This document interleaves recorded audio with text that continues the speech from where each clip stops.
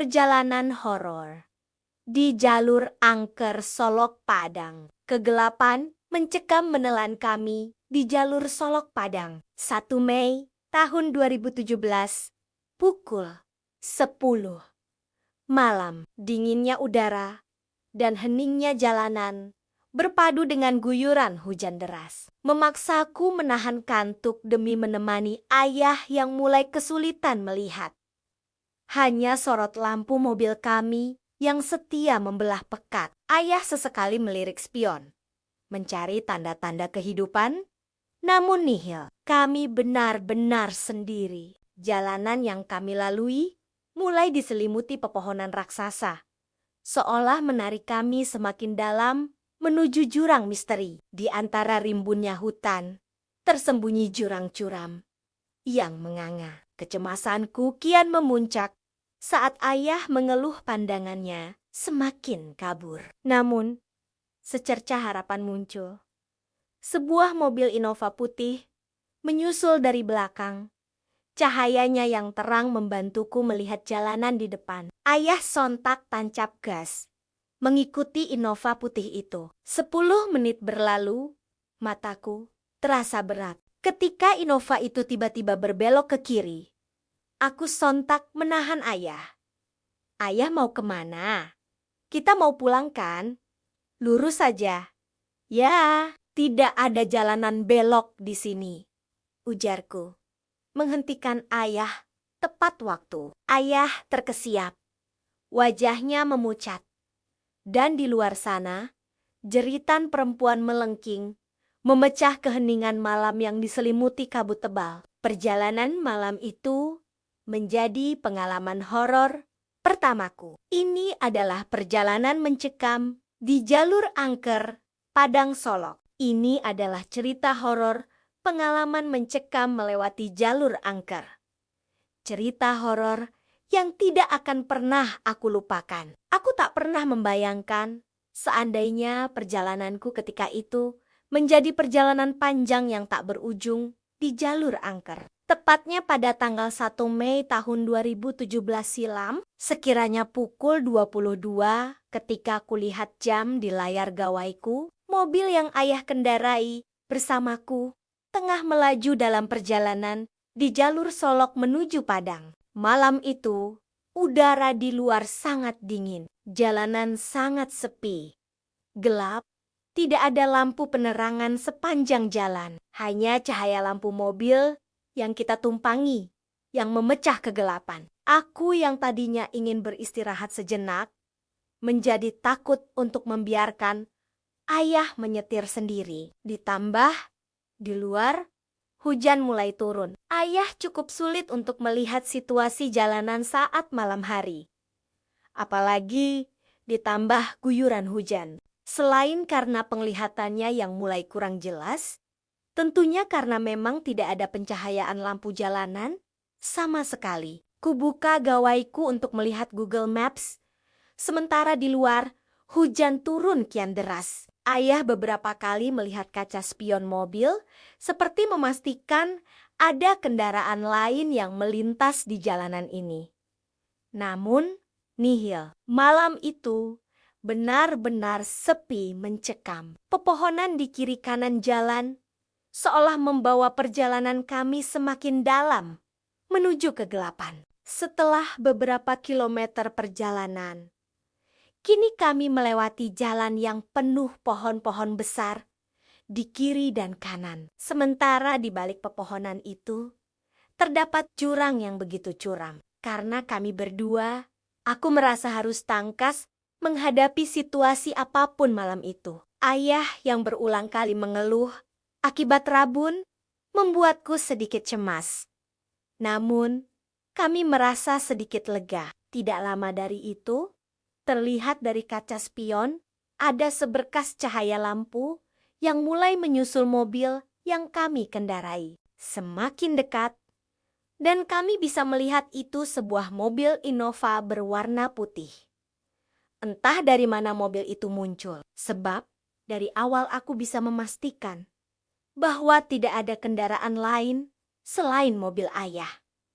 Tiba-tiba, sering terang sekali. Mobil Innova putih itu menyalakan lampu yang terang sekali. Itu membuat ayah sedikit terbantu untuk melihat jalanan di depan yang diselimuti kegelapan. Ayah memacu mobil, mengikuti mobil itu yang menyalip kami. Selama 10 menit kami mengikuti, aku merasakan sesuatu yang aneh.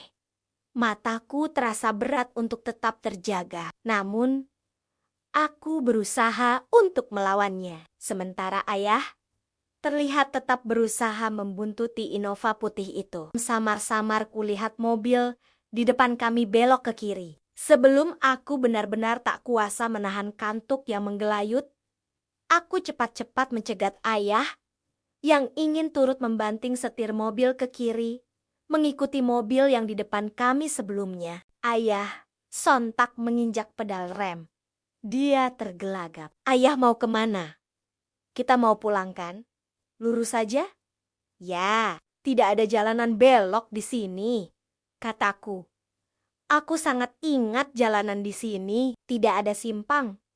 Hanya ada jalanan lurus saja. Pun, ketika aku melihat Google Maps untuk kembali memastikan, raut wajah ayah terlihat sedikit pucat.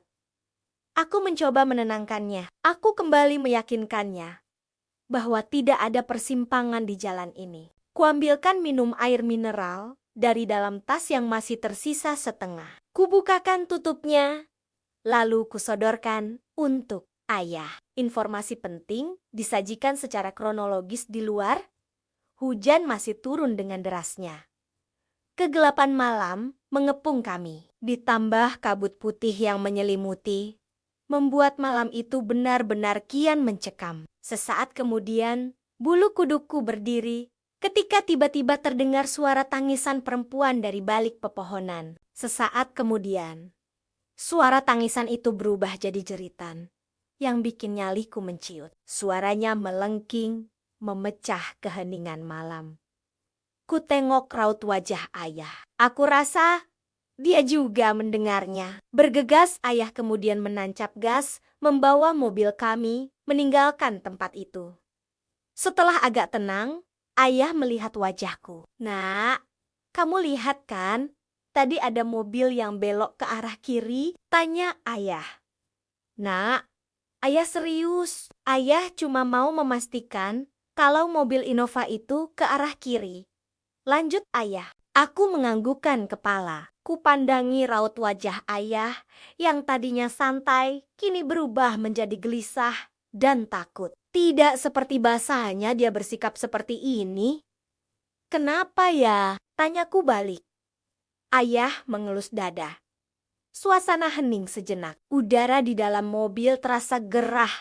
Sekalipun pendingin tetap menyala. Suara jeritan perempuan yang masih terngiang memacu detak jantungku hingga tubuhku terasa panas dingin. Jalanan di sini engka, kata ayah setelah beberapa saat diam. Di sebelah kiri kita tadi itu jurang.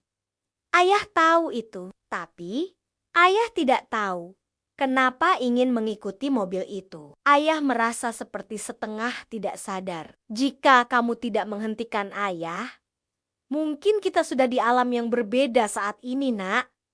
Jelas ayah dengan nada yang sangat pelan. Sontak, bulu tengkukku kembali berdiri setelah mendengarkan pernyataan ayah. Ya, walaupun aku sebenarnya sudah tahu karena aku hafal jalan ini, tapi itu adalah pengalaman horor pertamaku. Aku belum pernah mengalami hal menyeramkan semacam ini sebelumnya. Ayah, tapi tadi aku juga melihat seperti ada jalan lain. Tetapi jalan itu pendek, seperti terpotong. Jelasku, iya, itu hanya khayalan. Mobil Innova yang entah betulan atau bukan itu, seolah sengaja membuat kita nyaman. Seakan-akan memimpin jalan mobil kita untuk menuju perjalanan panjang tanpa ujung dan kematian. Aku sangat bersyukur. Aku merasa Tuhan masih menyayangiku dan ayah pada malam itu. Jujur, Tidak ada yang bisa aku ungkapkan pada malam itu. Ayah juga menceritakan bahwasanya jalanan yang tadi kita lalui adalah jalanan angker. Setelah aku cari tahu, memang benar, jalanan dari Solok menuju Padang itu dikenal angker. Konon, sudah banyak memakan korban. Korban di sana rata-rata sepasang kekasih atau perempuan dan laki-laki. Adapun kasus seperti masuk jurang, kecelakaan, hingga hilang kendaraan dilahap oleh jalanan yang baru saja aku dan ayahku lewati. Mulai hari itu, aku tidak pernah mau dan tidur ketika dalam perjalanan, sebab traumaku malam itu. Jalanan dari Solok menuju Padang memang melewati hutan yang di kiri kanannya terdapat tebing dan juga jurang dalam. Selama perjalanan, tidak ada tikungan maupun simpang. Jadi, hanya ada jalanan lurus. Tonton sampai habis, karena pengalaman ini bikin bulu kuduk berdiri dan nyaris membawa nyawa melayang. Terima kasih sudah klik subscribe dan like channel Sanggamara 99.